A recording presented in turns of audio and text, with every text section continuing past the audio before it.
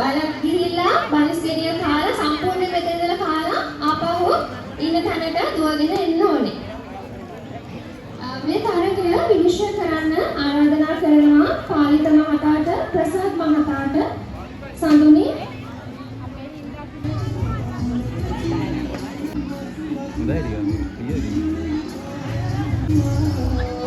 තරගය ආරම්භ වුණා. අපි වේගවත්ව දිවිවන් මෙතනදී තරගය ජය ගන්න මුකුලක් වෙනවා අපිට ලැබෙන්නේ නේද? ඔය ඇත්තටම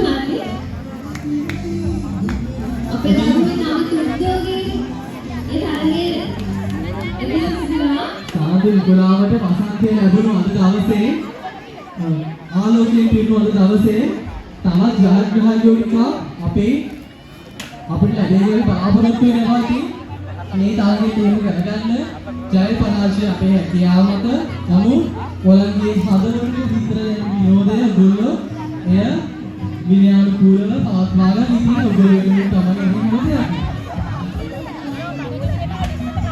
ඒ ආරස්ගේ කඩලා ගන්න බිමට දෙමාපියන් තවත් අවස්ථාවක් තියෙනවා ඔබේ වම්පතින් දෙමාපියන් දකුණු පැත්තට පියතුමා මහත්මයාගේ අවස්ථාව සම්බන්ධ වෙන්න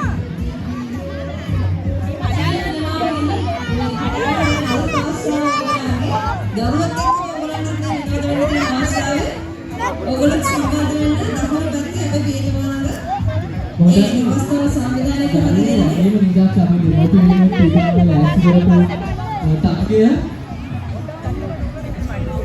තවත් අවස්ථාවක් තිබෙනවා කියලා පිටුමල ධර්මයේ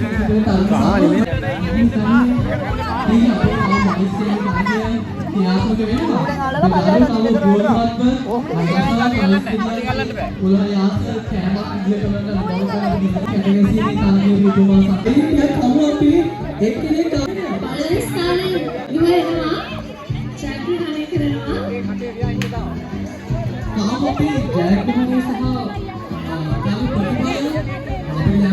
අවසන් අමාරුයි උතන ඉදිරි එක්ක බනිස්ගෙඩිය කාලා එන්න ඕනේ.